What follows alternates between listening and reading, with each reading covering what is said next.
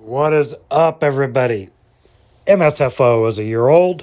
Let's see how she's done for the past year compared to its underlying and quite a few other single stock ETFs and just see where she goes. Now, one thing that is really cool about MSFO, look at these dividends and how consistent they are. This is just the past 8 months. However, it's been out for a year. And you can see we have some 40-cent dividends, 30-cent, 50 cents, 70 cents, 60 cents, right? But it's been consistent. It's one of the few yield max ETFs that doesn't have a wide range of dividends. It's very consistent. It's almost as if you can plan on it, on getting roughly the same dividend every month. Now, we're going to look at the charts here of MSFO and MSFT, and you can see they're pretty much lockstep with each other, and you will see that in the total return. So we're looking here at the MSFO chart, and we can see that we had that peak up there at 2347 and have since fallen off down here to what are we at, 1940. So yeah, it has fallen off, but let's zoom in here a little bit. So has the underlying, right? So I think it's doing a really good job of following the underlying. We did have that growth up there with the growth of MSFT, albeit not to that level because it's a covered call fund. However, it's doing a pretty good job of staying with it on the chart. Now look at these total returns, okay, that we're going to look at of MSFO and MSFT. So if you reinvested the dividends, right, this is what we are using here is the dividend channel and the DRIP returns calculator. Anybody can use it. All you have to do is pull up that website and there you go and have fun comparing. So MSFO with dividends reinvested is beating its underlying.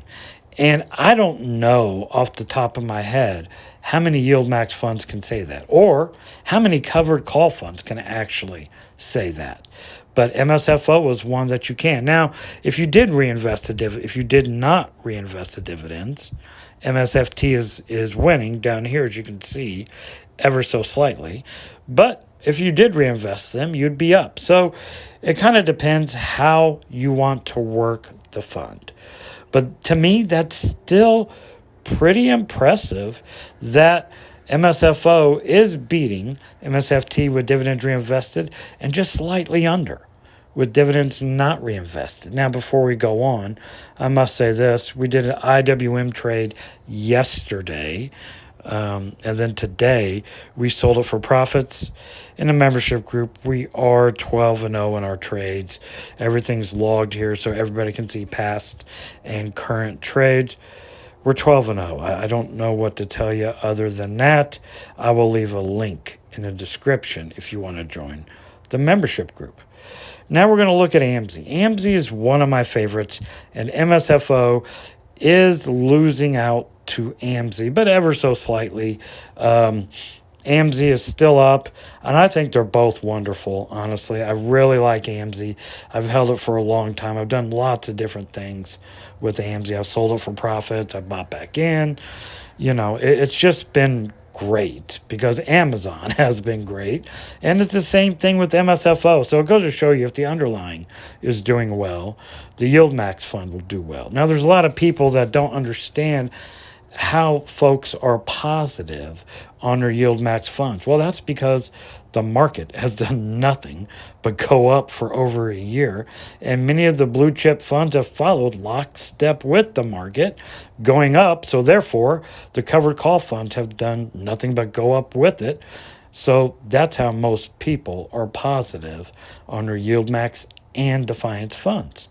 Okay, let's drop this here. Let's go to the next one. Okay. I'm not a crypto guy. I don't know anything about crypto or Bitcoin. I'm not invested in Coney, nor am I invested in Misty.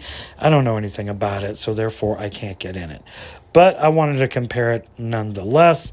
Coney has been dropping recently as coin has been dropping. So you can see here, even with the drops here recently, look at the gap between at the peaks up there between MSFO and Coney. But still, what do you see here with the gray line that is MSFO? It's steady as she goes, right? Not a lot of volatility in it, not huge swings like we're seeing with some of the funds because of their underlying. MSFO has just been a steady performer. However, in this comparison, Coney is really putting a hurt on it. But if you know anything about crypto, you don't really care. But MSFO, again, just proving to be steady, but losing out on total returns when it comes to Coney.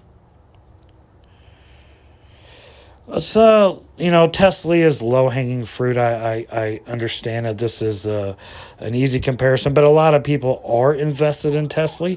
Now, the Tesla underlying has struggled the past 2-3 years, and that's indicative, and it's showing here with Tesla, right? So you're underwater with Tesla in total returns since MSFO came on board. And you could see MSFO outperforming Tesla by a pretty wide range, by a pretty large margin there on both dividend reinvested and not reinvested, as you can see there. Again, this with the gray line being MSFO, you can see how she's just steady according to the dividend channel here. Phoebe. Now, Phoebe has been one of my favorites. I sold it for profits here a week or two ago. Obviously, it kept ripping. Could have held it for longer and made more money, but I didn't. I sold the whole thing off for profits. I will get back into Phoebe again, but this goes to show you the power of Meta and Phoebe. And just look at this total return and how Phoebe's just really outperforming MSFO.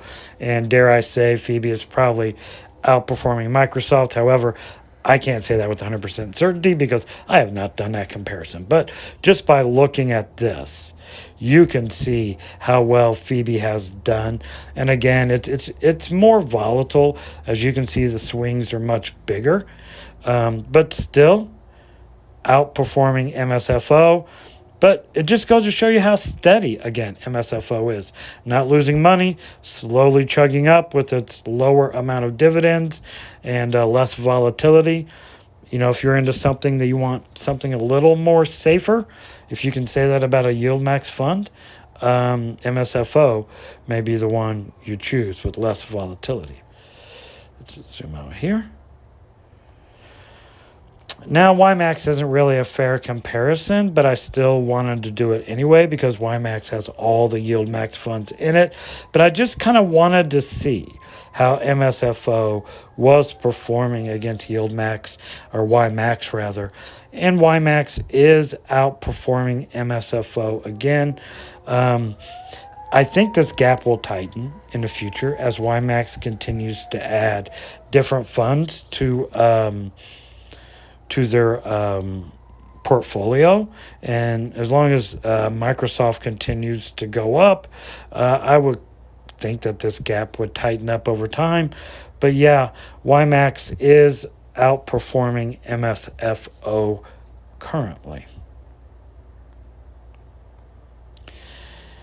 MSFO is outperforming Apple, and I don't really think there's anything wrong with Apple or Apple. It just, if you like that stock, great. But it is outperforming Apple, and I wasn't sure how this was going to line up, but it is, and it's beaten it by what, $1.5 or something with dividends reinvested, and about the same with dividends not reinvested. And you can see here there was a pretty wide gap where actually Apple was underwater there for a time, and then it has since crept back up. And I don't know, except for this small period here, if you see the gray line right there, where MSFO has ever been underwater. And so that's just a tribute to how YieldMax is working their calls with MSFO and how the underlying has done, honestly. That's basically it. I hope you enjoyed the comparison. This is Mike, the Tactical Stock Scalper.